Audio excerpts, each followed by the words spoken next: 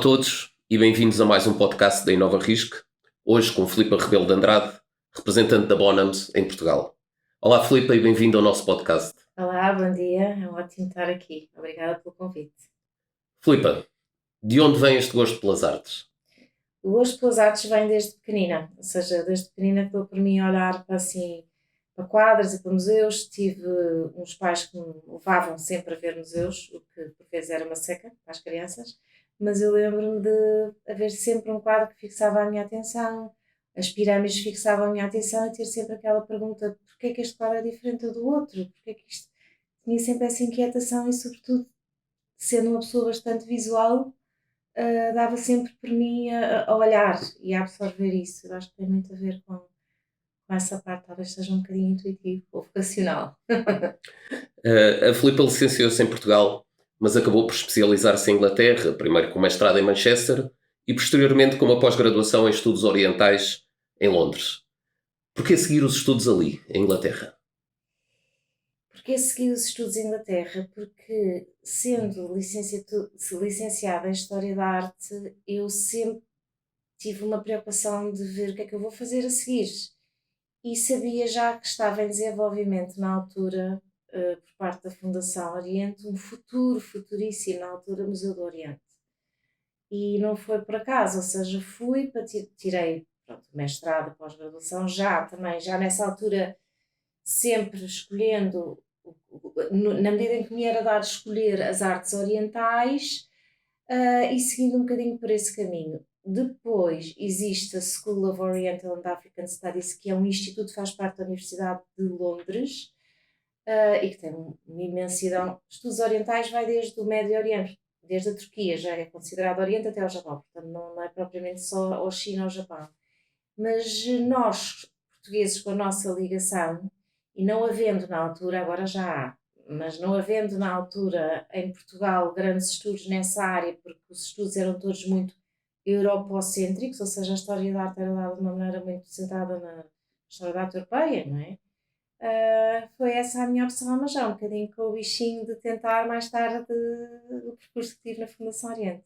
Sim. E entendo que então, por causa disso, é que teve a especialização no Extremo Oriente e não Sim. tanto no Próximo Oriente. Exatamente. Tentando também sempre com esta coleção, esta futura coleção na altura em mente, mas também me apaixonava muito já, e atraía-me.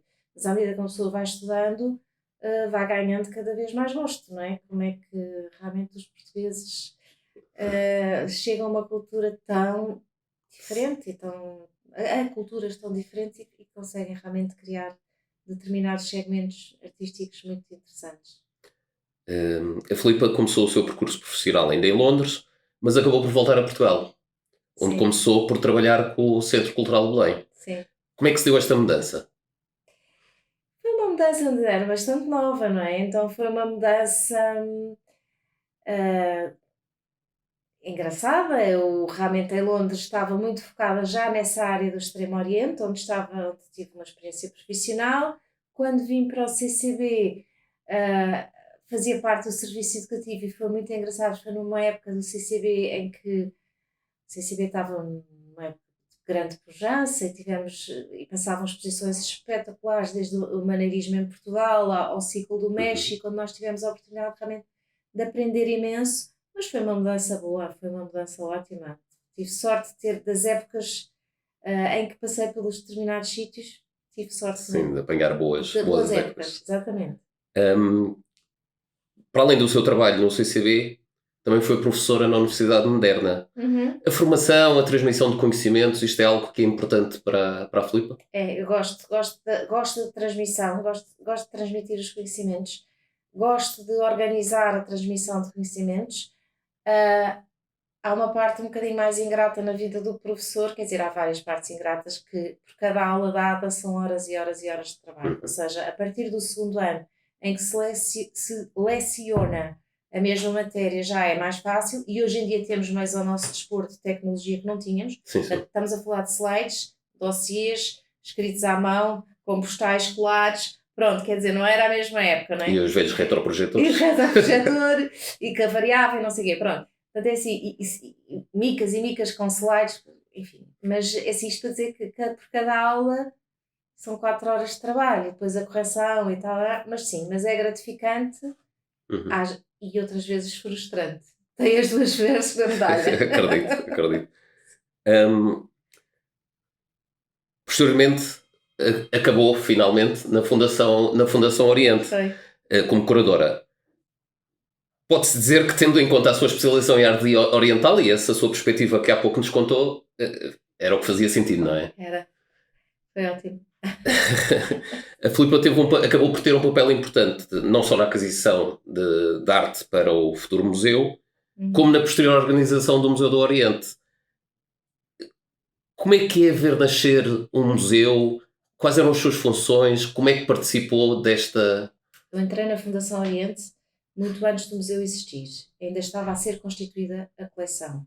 Existia um núcleo já constituído, que basicamente era um núcleo pré-Ming, já comprado em Macau, etc., com algumas peças de porcelana de exportação. E as minhas funções, quando entrei, foi gerir parte do investimento para a aquisição de obras de arte. Pronto, e fazer a ponte entre o Conselho de Administração da Fundação, que decidia, e o que existia no mercado, o que nos era oferecido, e também procurar. Na altura, a minha preocupação foi, perante o núcleo já existente, que era um núcleo, agora não vou entrar em grandes detalhes, mas de dinastias muito antigas, Han, etc., que a Fundação tinha tido a oportunidade de adquirir, fazer um bocadinho uma inflexão na política de aquisições, no sentido de comprar menos por ano, mas peças bastante importantes e significativas da presença portuguesa no Oriente, Japão e China, mas menos peças por ano e peças muito mais significativas, e paralelamente também fazer um reforço com coleções existentes, nomeadamente com um museu que havia sido extinto em Paris, chamado Quoc On, que era um museu inteiramente dedicado às artes populares e performativas do Oriente inteiro, portanto, desde a Turquia até ao Japão, portanto, geograficamente abrange mesmo o Oriente inteiro,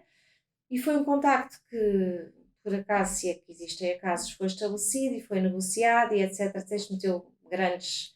Pronto, como deve calcular, a transferência de um museu para outro país não é. E que veio acrescentar aos núcleos da Fundação esta vertente espetacular, porque é uma coleção vastíssima e que na altura nós vimos logo que dava pano para mangas, ou seja, dava para, sem repetir exposições temporárias, anos e anos e anos, e também a nível das artes performativas, fazer óperas, etc. Portanto, foi extremamente gratificante esses anos na Fundação Oriente. Só tenho a agradecer, nomeadamente ao Dr. Carlos Monjardim, presidente da Fundação até hoje, pela confiança que realmente depositou em mim.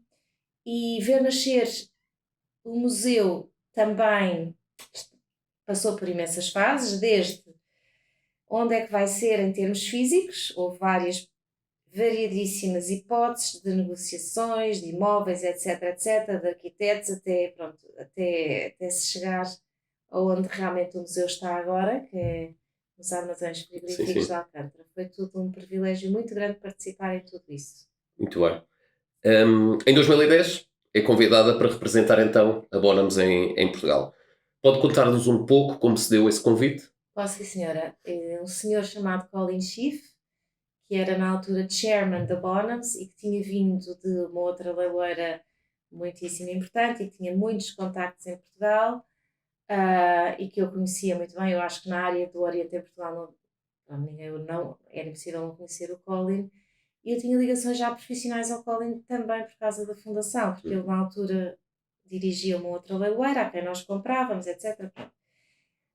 Quando o Colin veio a Portugal, eu apresentei-lhe uma peça privada de uma pessoa conhecida, e já não estava a trabalhar na fundação porque tinha tido uma filha pequena.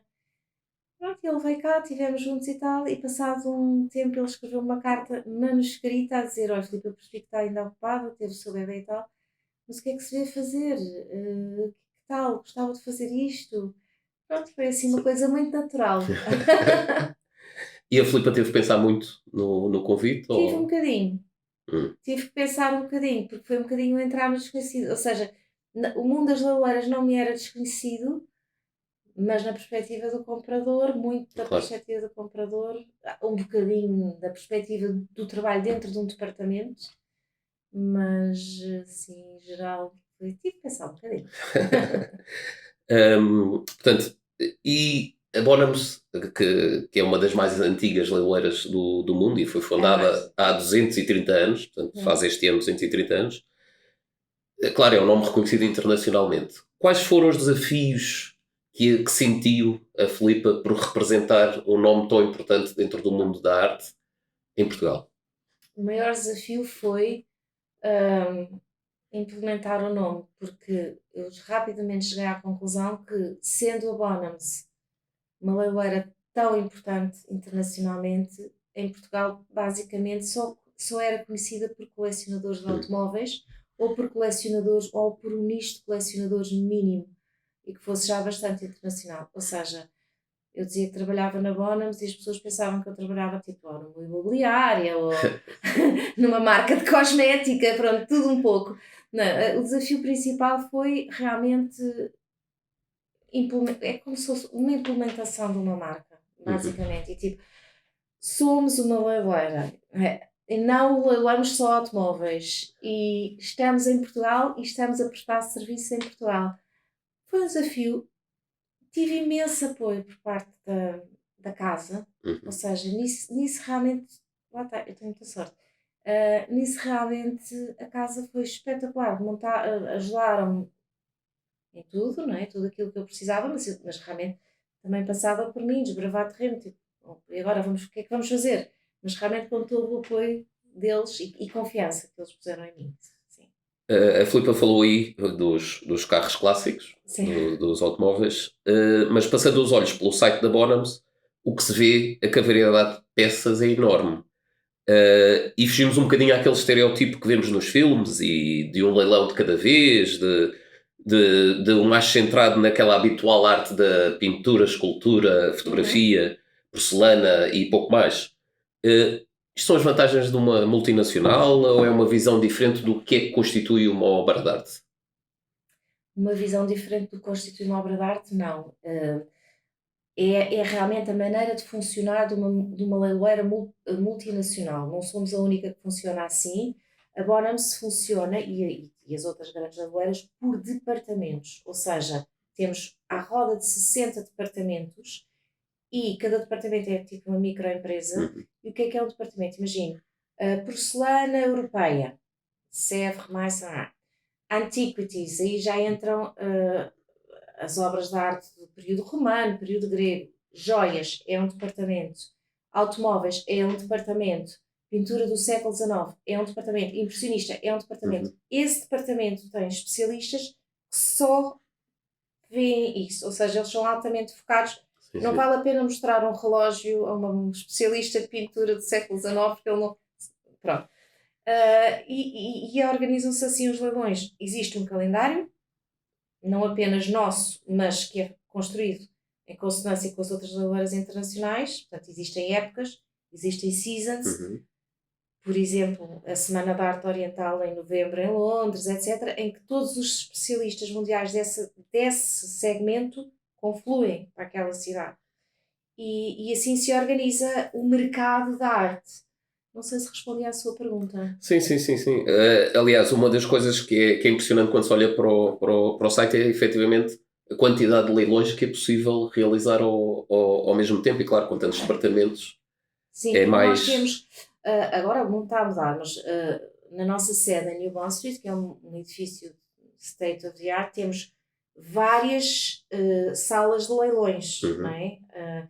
Vários andares com várias salas de leilões, então vários leilões a decorrer ao mesmo tempo. Isto só falando dos presenciais. Sim, Depois há claro, os claro. híbridos, mistos e os só online. E a Bonhams em Portugal, quais são os principais serviços que presta? Bem, o nosso principal serviço, prestamos todo o apoio que precisa para os nossos clientes, sendo que a nossa função é proporcionar a quem esteja em Portugal, agora não digo só portugueses, porque há uma comunidade também externa, não é?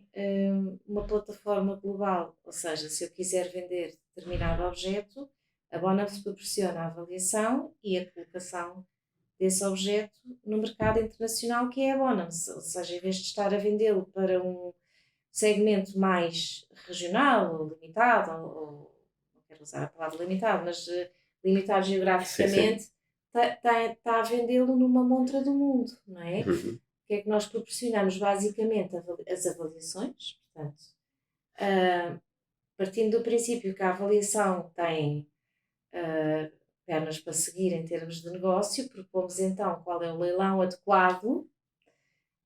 E pode ser em Londres, ou pode ser em Hong Kong, pode ser em Nova York, pode ser. Porque já agora, porque uma das coisas que eu vi sobre a Bonhams é que efetivamente direcionam a peça para um mercado que consideram ser mais atrativo para a aquisição. Sim, sim, sim, sim, sim. Sim, ou seja, temos, por exemplo, a nível de arte contemporânea, o que é mais. Isto não significa que a base de dados dos compradores seja diferente, porque é sempre a mesma, Uhum. mas é mais às vezes apelativo pôr determinado quadro ou determinado artista em Nova York do que em Inglaterra. Há determinadas, por exemplo, em Hong Kong é muito engraçado porque o gosto chinês é uma coisa muito específica e na disciplina, por exemplo, das joias, há determinadas Sim, sim. joias que nós já dizemos, não, isto é para Hong Kong. É aquilo, eles têm um determinado. É engraçado. Por acaso, já agora, à margem disto, hum, o mercado hoje em dia, o mercado asiático, continua forte na compra de peças de origem asiática, não? Sim, sim. Às vezes até brincamos entre nós a dizer que eles já compraram tudo o que havia para comprar, então agora tem que se ir ao outro lado.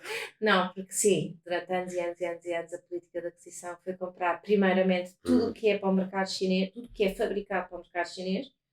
Ou seja, quando eu digo fabricado para o mercado chinês é ao longo da história, a China fabrica peças Uhum. imperiais, salões de topo e depois peças ao gosto chinês.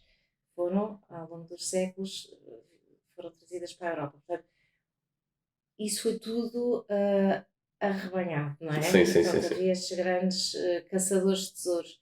Depois começaram-se a virar também já para as peças de exportação, seja fabricadas na China, outrora para exportação para a Europa, mas sempre de altíssima Claro. qualidade. E começam-se a interessar também por segmentos, isto já há alguns anos, segmentos não tradicionalmente de gosto oriental, como Uhum. seja, por exemplo, os vinhos, agora os automóveis. Sim, sim, sim, sim, sim. Pelo colecionismo em Sim, geral. sim. Mas são muito determinantes quando se viram para uma área do mercado, muito determinantes, o mercado Imagino. chinês. Hum, Como é que funciona mais ou menos um leilão hoje em dia? Quais são os principais desafios na organização de um Bom, leilão? eu vou-me centrar um bocadinho na organização do leilão tradicional, Uhum. porque hoje em dia há os leilões online, há os leilões híbridos, que são online e presenciais, por isso, para dar mais uma noção de como é que funciona, é mais fácil para mim focar-me nos tradicionais. Então, normalmente existem épocas do ano em que nós temos a chamada Gathering Season, que é uma época em que os especialistas, os técnicos estão a viajar, nós chamamos Business Getters, não é? Estão a viajar a avaliar. Uhum. Portanto, é gathering. Estão a entrar peças para avaliação, para propostas de negócio, etc. Depois temos a segunda época em que os contratos foram assinados, temos uma data de peças, enfim, em stock. E temos depois a fase da catalogação. Portanto, catalogação, o que é daquilo que vai ser o catálogo. Algumas peças que exigem bastante investigação, outras são mais fáceis. Depois temos a fase da impressão do catálogo, etc. E temos depois a fase de promoção da venda, promoção do leilão. Não é? Temos a nossa base de dados, depois podem acontecer muitas coisas dependendo da importância do leilão, não é? Uhum. Pode haver uma exposição itinerante, no caso, por exemplo, de alguns leilões de joias é normal, nos leilões de joias mais elevados as peças viajam para Nova Iorque, para Geneve, para Hong Kong, mesmo que depois sejam leiloadas em Londres. À volta de tudo isso, e consoante a importância e a disciplina do leilão, são organizadas festas, eventos, etc. E promover ao máximo as peças junto dos nossos potenciais compradores. E depois, por fim, temos uma fase em que entram já as outras equipas, que são equipas de client services, informáticos, etc. Isto é tudo é uma máquina grande a funcionar, Claro. não é? Pronto, também a nível de informática, etc. E depois acontece a venda e tudo se desenrola em minutos. Ou seja, o trabalho, às vezes, muitos anos. Às vezes levam muitos anos ou muitos meses, anos. Eu tive casos na minha vida que tive 7 anos para conseguir aquele quadro. E depois, às tantas, é assim, numa fração de segundos. Sim, ganha-se ou perde-se. Ganha-se ou perde-se. E temos o cliente do lado de trás também, assim, um bocadinho. As pessoas depositam de confiança, não é? Claro. É engraçado porque vai-se acumulando muito, e isto sente-se, é tangível quando se está lá mesmo, uma acumulação de tensão. É talvez um bocadinho como um jogo na bolsa ou na banca, ou mesmo no próprio mecanismo do jogo, não é? Porque começa-se a sentir uma tensão muito grande entre. Pronto, a equipa começa a ficar. Não é? Sim, é pressionada, claro. Uma pressão muito grande. Mas pronto, depois há o after sale, arrumar tudo, ver como é que depois todos os processos têm mais a ver com os client services, se as pessoas estão contentes, não estão contentes, o que é que se vai desenrolar a partir daí. E depois, passado umas horas, essa sala de exposição que estava armada como uma sala chinesa já está armada como uma sala contemporânea com Jackson Para o Pollock, seguinte. porque é muito rápido. Isto é a grande diferença para o mundo da museologia. É muito rápido. Pois, acredito. É muito rápido. Não deixa de ser uma profissão de stress. É muito stress. É muito stress porque, enfim, quem se desfaz das peças, isto é uma coisa séria. Claro. Ou seja, existem trâmites muito sérios, existem regulamentações muito sérias, as pessoas estão com expectativas, são os bens das pessoas, não é? Claro. Isto não é brincadeira. E o stress também é muito decorrente da velocidade com que a coisa se acaba por se fazer. É sempre uma responsabilidade. Falando de stress e responsabilidade, tendo em conta a sua experiência e especialização, imagino que ainda assessora vários leilões da Bonhams, principalmente a nível mundial. Como é que lida com isso? O stress? De assessorar, de avaliar, de dar a sua opinião, de adquirir peças que vão ser posteriormente, de contactar compradores para arranjar essas peças que posteriormente vão ser vendidas algures no mundo. São duas partes diferentes. A parte de contactar compradores, potenciais compradores, essa é a parte do business getting que eu faço sempre em consonância com o departamento. Isso é a minha função do dia a dia. A outra função de assessorar propriamente determinados leilões que começaram a acontecer, por exemplo, derivado ao Brexit, ou começar a montar, estar numa parte mais de estratégia, Sim. Relativamente, por exemplo, a Paris, ou relativamente, no meu caso, à Suíça, a 2 leilões da Suíça em particular, isso é uma parte mais estratégica. Como é que eu lido com isso? Eu gosto da parte de estratégia, gosto imenso, acho uma parte muito engraçada, porque é uma parte criativa, e também gosto muito de ver essa estratégia concretizada de uma forma rápida, e por isso, nessa parte, o mundo dos leilões é bom para mim. Que eu não tenho paciência para projetos a muito longo prazo. Longo prazo, pois. Pronto.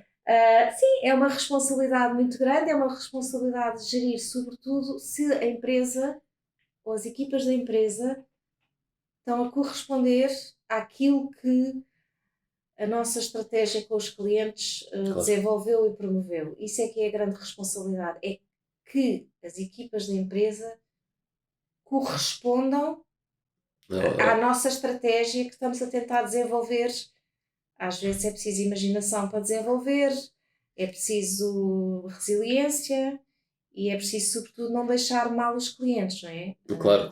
Era um bocadinho isso que eu perguntava, porque gera-se, mesmo que não seja pela Flipa, mas gera-se uma expectativa no cliente e depois está à espera que uma empresa Sim, destas. não, isto é sempre é assim um bocadinho uma orquestra, não é? Como, sei lá, montar a cavalo tens a rédea e as Sim, esporas, não sim, é? sim, Às sim, vezes sim. tem que se dar um bocadinho nas esporas para as outras pessoas mexerem e outra vez tem que dizer, olha, não é bem assim, tem que ir para lá, para não ser- ter sempre, eu tenho sempre, para mim, é sempre, o principal para mim é sempre o cliente. Sempre o cliente. Sempre o cliente. Ou seja, eu tenho alguma dificuldade com a maneira de, às vezes, não nesta área em específico, mas em Portugal, em que o cliente às vezes nunca tem razão, ou seja, há sempre um rebater. O cliente diz qualquer coisa, não, mas disse antes que. Não, não. Sim, sim, sim, sim, eu Nós estamos percebo. aqui para servir o cliente. A palavra serviço não é servicialidade, mas é uma palavra que o português não gosta. Pois não, pois não. Mas não pode ser assim, porque nós somos um país de serviços e eu estou aqui para servir. Para servir a Bonams, com certeza, que é quem me paga o ordenado e a quem eu agradeço bastante, mas sobretudo para servir o cliente. Sim, é aquela coisa que se diz que o cliente tem sempre razão. Sim. E aqui, chegando à parte final do podcast, já não resisto a perguntar-lhe que quando pensa na sua carreira, quais são aquelas peças que lhe passaram pelas mãos que sempre se lembra? Ai, é espetacular. É assim. Na Fundação Oriente lembro-me de um capacete na banca que eu tive, pronto, o privilégio de conseguir convencer o meu presidente a comprar, e que é uma peça única no mundo. Lá está Uhum. também o Colin Schiff que me trouxe a atenção, porque é uma peça que é uma peça feita em laca. Se pensarmos, vemos Nambam, vemos os portugueses com aqueles capacetes da época. Sim. Então, os japoneses fizeram uma peça em laca com o crest, o brasão de uma determinada família. Pronto, demorou muito tempo a convencer a fundação. Entretanto, a peça foi passando de mãos, mas pronto, lá se conseguiu, está lá para os portugueses verem. É um exemplo único da presença portuguesa no Uhum. Oriente, e isso nunca me vou esquecer. Pronto. Em relação à Bonhams, tenho também uma coleção que nunca me vou esquecer, uma coleção vinda de Portugal com dois polos, um polo de pintores chineses Uhum. contemporâneos, dois apenas, e um polo de peças imperiais, em que nós começámos também por expô-la na Fundação Oriente, expô-la em Paris e vendemos-la em Hong Kong. E dentro dessa coleção estava uma peça que eu também tive o privilégio de transacionar.